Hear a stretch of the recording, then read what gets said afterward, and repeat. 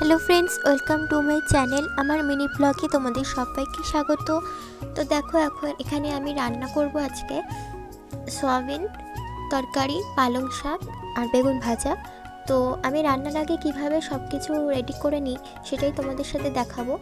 तो एखाने देखो आमी पेঁয়াজ केटे निয়েছি, सोयाबिनटाও ভিজিয়ে দিলাম জলে, আর এখানে পালং শাকটা কেটে নিচ্ছি।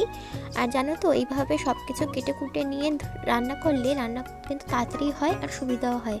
তো ভাবলাম তোমাদের সাথে শেয়ার করি। আর এই ভিডিওটা কিন্তু বড় ভিডিও দেওয়া আছে আমার চ্যানেলে, তো তোমরা চাইলে বড় ভিডিওটাও দেখে নিতে পারো।